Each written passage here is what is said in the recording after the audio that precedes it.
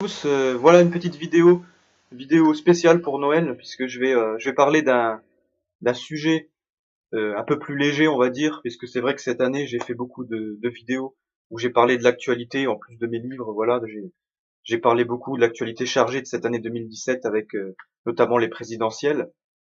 Là, je voulais parler d'un sujet un peu plus culturel, on va dire, et puis en rapport avec l'esprit de Noël, puisqu'il s'agit d'un personnage, un grand personnage pour moi de littérature, même si ça peut discuter, je vais dire en quoi je considère ça de la littérature.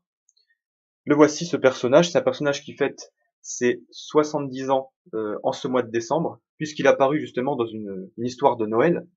Il s'agit de Picsou. Voilà, donc la petite figurine ici, avec le petit sac d'or, vous voyez. Alors pourquoi c'est pas pour rien si je vous montre la figurine avec le petit sac d'or, parce que ça a un sens particulier que je vais développer après. Pourquoi faire une vidéo donc sur Picsou? Puisque déjà effectivement c'est les 70 ans de l'apparition de ce personnage, qui a été créé en 1947 dans une histoire de Noël, qui s'intitulait Christmas on Bear Mountain, c'est-à-dire le Noël sur le mont Ours, ça a été traduit comme ça en français. Et c'est un personnage qui symbolise beaucoup de choses et qui a une résonance particulière aujourd'hui en 2017, enfin en cette fin 2017. Et c'est pour ça que je voulais en parler. Je vais dire en quoi c'est symbolique de beaucoup de choses et pourquoi aussi je conseille la lecture de Picsou à des jeunes enfants, à des adolescents, à des parents qui veulent faire initier leurs enfants à la lecture. Et je pense que les spécialistes seront peut-être globalement d'accord avec moi, on peut en discuter, mais voilà. Effectivement, je fais partie de ces spécialistes de Picsou. Picsou a bercé mon enfance et j'ai découvert ce personnage au départ à travers le dessin animé. C'est vrai que beaucoup de gens pensent que Picsou est un personnage de dessin animé, surtout pour ma génération, puisque et il a été le héros de la série animée La Bande à Picsou, qui est ces fameux dessins animés des années 80.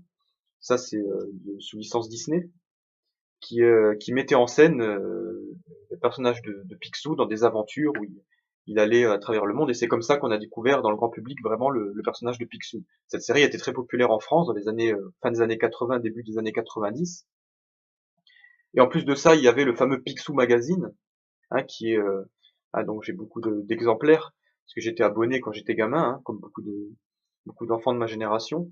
Bon, il y avait aussi Pif Gadget, il y avait aussi d'autres BD que je lisais, mais c'est vrai que j'étais surtout Picsou. Et pour moi, je vais dire le point commun qu'il y a aussi avec la BD belge et avec Tintin, même si c'est très américain. Et on va voir à la fois bon, les points communs et les particularités de Picsou par rapport aux autres bandes dessinées, aux autres écoles de bandes dessinées. Alors Picsou, déjà, faut savoir, donc c'est un personnage au départ de bande dessinée, non pas de dessin animé. Hein, il est né donc en 1947 dans cette fameuse BD de Noël. Et à travers un personnage, et là aussi c'est hautement symbolique, enfin le créateur de Picsou, le dessinateur qui a créé Picsou, dessinateur et scénariste, s'appelle Karl Barks. Voilà, donc effectivement on voit tout de suite la résonance avec un autre Karl dont j'ai déjà parlé dans mes vidéos pas mal cette année. Il s'agit de Karl Marx, effectivement. Et c'est marrant parce que Picsou est quand même le personnage de bande dessinée, de dessin animé qui symbolise le plus le capitalisme et de manière un peu même absurde et un peu caricaturale, enfin très caricaturale même. Je vais revenir là-dessus après justement sur ce que symbolise vraiment Picsou. Et donc effectivement, j'avais envie d'en parler, de partager ce que je connais sur Picsou parce que je fais partie des spécialistes en France de Picsou. Euh, j'ai découvert donc à travers les bandes dessinées de Karl Barks qui étaient régulièrement publiées dans Picsou Magazine dans les années 80-90, avec en plus le fait qu'on parle, parce que dans le temps, Karl Barks n'était pas connu des amateurs de Picsou. Même si peu après la création de Picsou, il y a eu un comic book spécial pour Picsou qui a été créé, c'était Uncle Scrooge Comics and Stories, je crois, aux États-Unis. Les gens ne savaient pas que connaissaient pas l'auteur de ces bandes dessinées. Il y avait simplement la licence Disney. Voilà. Il faut savoir que donc Picsou n'est pas un personnage Disney, c'est un personnage, enfin il a la licence Disney, mais c'est un personnage créé par Karl Barks et non pas par Walt Disney ou par les studios Disney directement. Voilà, donc ça c'est important parce que Karl Barks, alors je vais d'abord parler un petit peu de sa biographie rapidement. Karl Barks est donc né en 1901, je crois que c'est en Oregon, si je dis pas de bêtises, en tout cas dans l'Ouest américain, hein, il est né vraiment à la campagne, dans l'Ouest profond, hein. Et il est parti donc en Californie lorsqu'il était jeune pour essayer de travailler, mais bon, c'est à l'époque des années 20, et puis rapidement est venue la crise de 29. Et pendant la crise de 29, donc bon, et avant il a multiplié pas mal de petits boulots. C'est quelqu'un qui était assez conditions assez basses au départ. Et avec la crise, ça s'est pas amélioré. Et il essayait pendant la crise vainement de vendre ses dessins, d'essayer bah, de travailler comme dessinateur. Et puis finalement, il a réussi à rentrer au studio Disney. Et au studio Disney, dans les années 30, il a travaillé notamment sur les premiers dessins animés de Donald. Et, c'est pour ça qu'après, il a pris cet univers-là, si vous voulez. Et donc, c'est en 1942 qu'il s'est lancé dans la BD en dessinant sa première BD qui est, comment ça s'appelle, L'Or du Pirate, avec Jack Hanna, qui est un autre dessinateur de dessins animés. Et finalement, bon, Karl Barks a décidé donc suite à cette première bande dessinée, a décidé de se consacrer à cela. Et il quitte donc les studios Disney et devient dessinateur à plein temps. Et c'est ainsi que Karl Barks va donner une dimension supplémentaire au personnage de Donald et à tout son univers, puisqu'il va créer un univers autour de Donald, qui avant n'était simplement un personnage de dessin animé, de cartoon Disney, en créant vraiment tout un univers dont Picsou fait partie. Et après, à partir de Picsou, encore tout un univers encore plus large, et qui a donc un univers qu'on peut qualifier de littéraire, de romanesque, ce qu'il n'y avait pas dans le dessin animé. Dans le dessin animé, c'est simplement une succession de gags, alors que là, on a vraiment des personnages très complexes.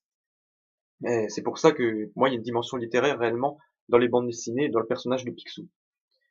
Alors, je reviens donc à Karl Barks, donc une fois qu'il était dans les studios Disney, qu'il a commencé après à se lancer dans la bande dessinée. Il est à la fois scénariste et dessinateur. Il a donc développé cet univers. Il faut savoir qu'il y avait déjà des dessinateurs de BD Donald. Il y avait notamment Altalia Ferro qui faisait les petites bandes quotidiennes. Vous savez qu'il y a à la fin en bas de page de journaux, hein, c'est quoi, c'est quatre petites cases comme ça, puis après il y a la suite, prochain numéro, enfin bref. Voilà, c'était c'est pareil, ça reprenait un peu les gags hein, qu'il y avait dans les dessins animés. Et lui, Karl Barks, lui va créer une autre dimension en faisant même vivre à Donald derrière Filou des aventures et en donnant une dimension supplémentaire au personnage. Et c'est comme ça que donc c'est vraiment dans les années 50 que tout ça se développe. Et donc ensuite il va créer tout un univers avec d'autres personnages, surtout autour de Picsou, c'est-à-dire par exemple il y a Rapetou, il y a aussi le cousin Gontran en 48, il y a le coffre-fort, il y a Donaldville, il y a les Castors Junior, hein, Riri Chouloulou, qui sont des personnages qui évoluent et qui deviennent de petits garçons espiègles comme dans les dessins animés qui font des farces, etc., deviennent des garçons un peu plus à des boy scouts, c'est-à-dire un peu plus enclins au goût de la culture, etc., qui vont donc seconder de manière très efficace leur oncle Picsou dans la recherche de ses trésors. Et donc Karl Barks va écrire énormément de BD durant cette période. D'ailleurs, ces BD, vous pouvez les retrouver. Il y a une anthologie qui est sortie de Karl Barks qui est disponible là dans toutes les grandes librairies, avec toutes les histoires de Karl Barks écrites entre 1942 et 67 et même quelques-unes qu'il a fait après. Donc voilà, c'est cette fameuse anthologie, la dynastie Donald Duck, vous l'avez peut-être déjà vu dans les magasins, hein, avec l'intégrale Karl Barks aux éditions Glénat. C'est vraiment bon, il y a une série, il y a 24 volumes, hein, et le 24e vient de sortir d'ailleurs. Et moi, je les achète régulièrement depuis 2010, hein, j'ai toute la collection. Et là, vous voyez il y a vraiment toutes les histoires de Karl Barks. Alors, je vais développer un peu plus, à parler vraiment de ces histoires, à dire en quoi elles sont vraiment intéressantes et vraiment, qui ont vraiment un intérêt littéraire certain. Donc, je continue avec Karl Barks. En 67, il prend sa retraite en tant que dessinateur.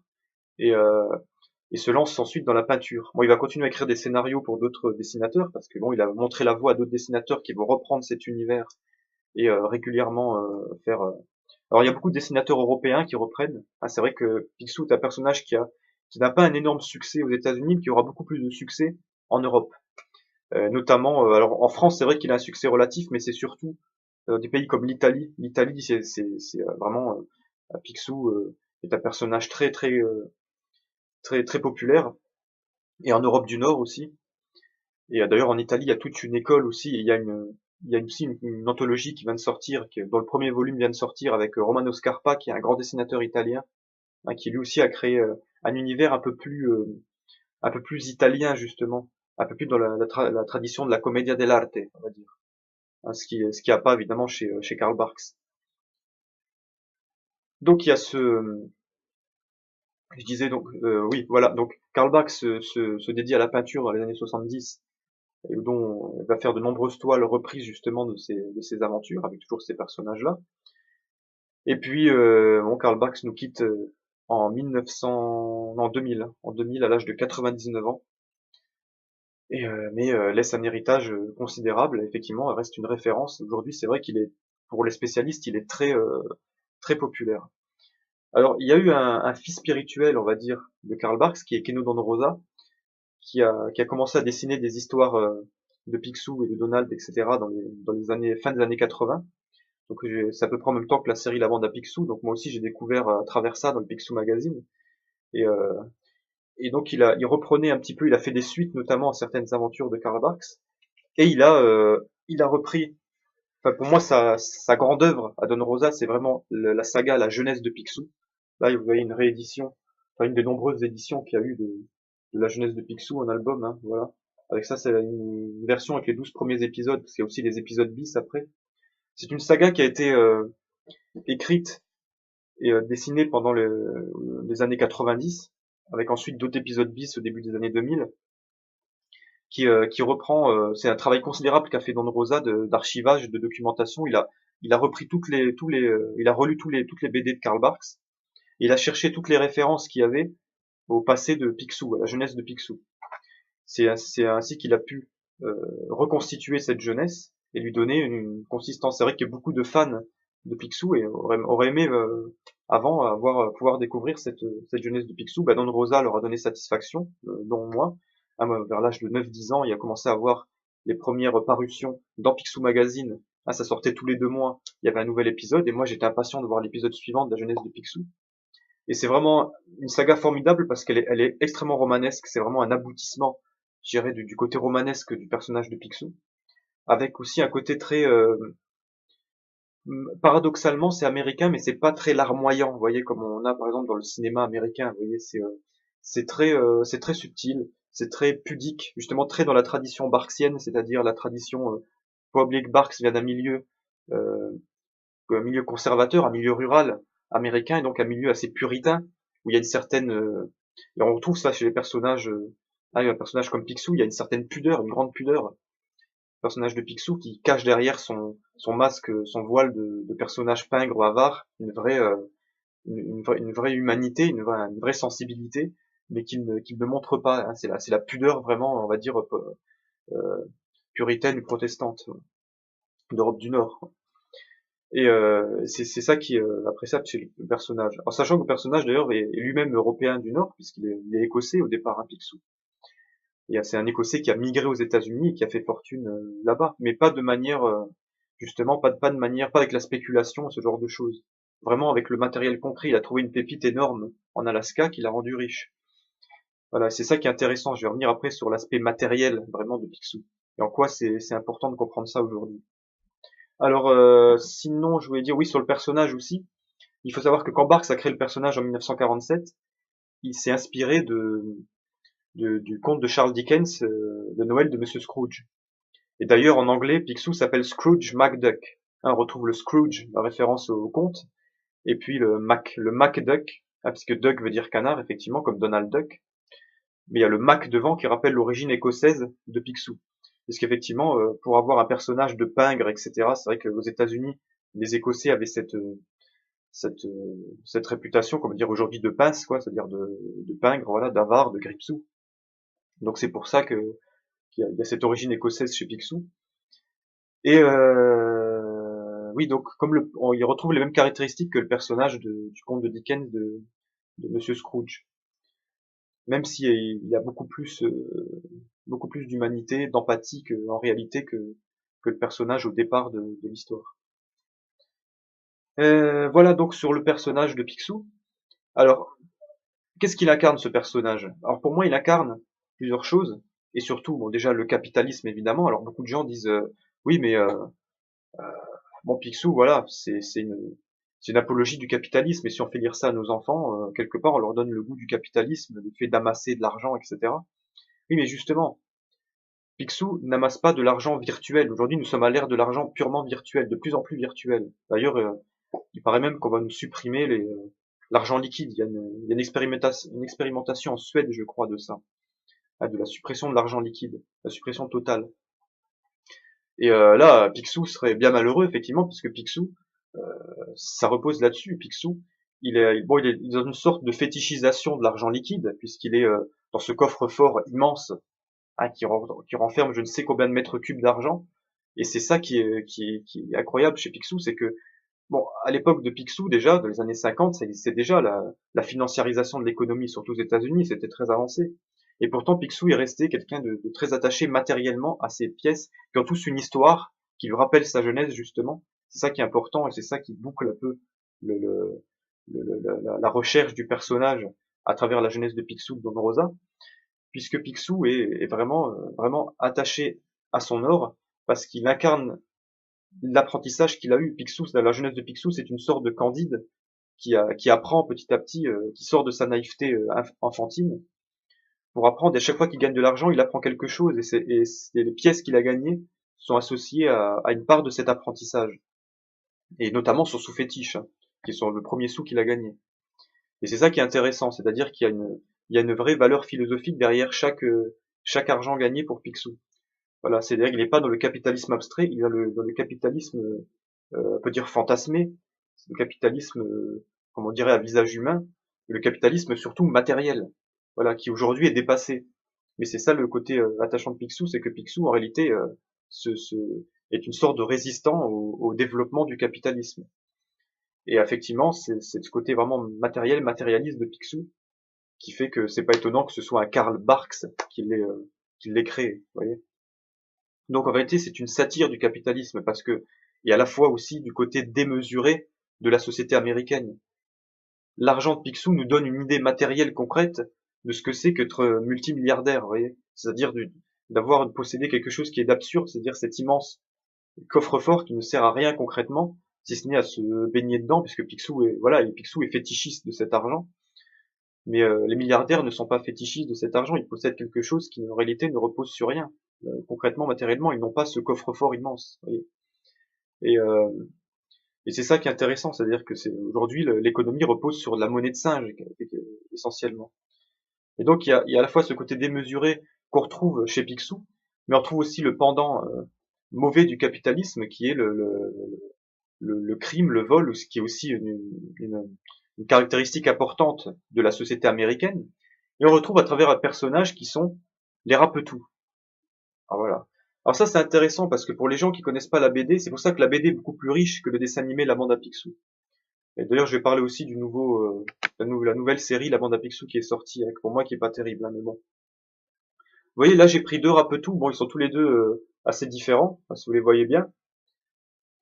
Parce qu'effectivement, alors celui-là est tiré vraiment de la BD, mais enfin des BD version italienne, et celui-là est tiré de la bande à Picsou, la première version qui date de 1987.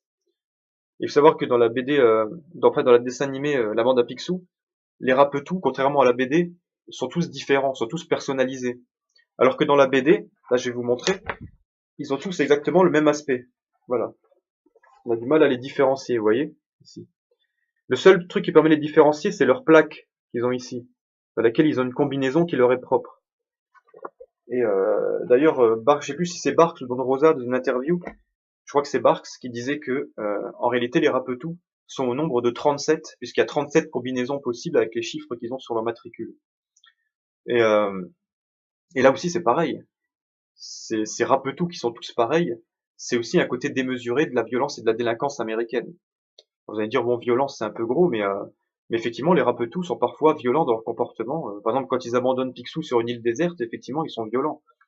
Euh, Donc c'est une mise en abîme de cette violence et de cette délinquance qui montre aussi le côté démesuré de l'Amérique et du capitalisme américain par justement par à la fois la violence de son essence même qui est violente. Et on a ces deux aspects à la fois chez Picsou dans son coffre-fort et puis les Rapetou. Et d'ailleurs les Rapetou ils veulent oui, il y a toujours ce duel entre le coffre-fort et les Rapetou. Et c'est donc ce duel entre l'Amérique et ses passions violentes et son capitalisme, son sacerdoce capitaliste, on va dire. En réalité, vous voyez que les deux sont en contradiction. Et donc ça montre toute la contradiction du capitalisme américain. Je pense que c'est ça, on peut synthétiser comme ça, c'est ça réellement, enfin c'est ce que j'essaye de démontrer ici. C'est vraiment la fonction, la lecture, on va dire, implicite de Picsou, des aventures de Picsou, c'est ça ici. Voilà. Alors bon, après on peut développer un peu plus sur d'autres personnages comme Grixou, Mystique et leurs fonctions. Je vais pas faire ça, je voulais simplement montrer voilà un aspect en quoi justement c'est de la littérature assez riche, hein, Picsou. Et je vais même dire voilà, il y a des histoires absolument formidables. Moi je pourrais donner des exemples, mais moi j'incite vraiment à lire ces histoires-là. C'est un beau cadeau de Noël, ça par exemple, pour des enfants, pour des jeunes adolescents, ou même pour des adultes, hein, parce que c'est très divertissant. Et puis je vous dis, on apprend des tas de choses. Comme dans les Tintins, vous savez, pour ceux qui ont lu Tintin, bon, c'est une école un peu différente, c'est une école belge, mais on retrouve à la fois ce côté héros initiatique, comme dans la jeunesse de Picsou, avec ce Tintin qui est ce jeune héros qui parcourt le monde et qui à chaque fois tire des enseignements des ennemis qui essayent de le, comment dire, hein, qui viennent sur sa route, quoi. Et puis dans Picsou, vous avez à la fois ça, et puis vous avez aussi ce côté découverte de certains mondes, de certains pays, de civilisations anciennes. À Picsou est toujours à la recherche. Il y a par exemple quand il va chercher la toison d'or, voilà, il rencontre par exemple les harpies qui sont encore dans des, vous savez, dans l'ancienne Colchide, etc. Enfin, il y a, on apprend l'histoire de Jason les Argonautes avec le manuel des Castors Junior. D'ailleurs, il y a une histoire de Don Rosa fabuleuse sur l'origine du manuel des Castors Junior qui nous parle de la bibliothèque d'Alexandrie. Voilà, il y a vraiment dans l'univers Picsou, il y a tout un tas de choses intéressantes. Et c'est pour ça, je vous dis, c'est vraiment, c'est du point de vue littéraire, c'est intéressant. Et d'ailleurs, ça me permet de dire plus largement que la BD, pour moi, c'est de la littérature. Et c'est vrai qu'en France, on a du mal avec ça, parce qu'en France, la BD est toujours mal vue. On considère pas ça comme de la littérature. Pour moi, c'est de la littérature moderne, puisque la littérature du 19e siècle, malheureusement, n'est plus adaptée. Pourtant, c'est la littérature du 19e siècle. Pour moi, c'est de toute façon la littérature, le roman, on peut dire, c'est le 19e siècle. Tout ce qu'on a fait après, c'est pas au niveau du roman du 19e siècle. Le problème, c'est que le roman du 19e siècle n'est plus adapté à un public d'aujourd'hui, de jeunes d'aujourd'hui. C'est fait pour les jeunes bourgeois du 19e. C'est pas fait pour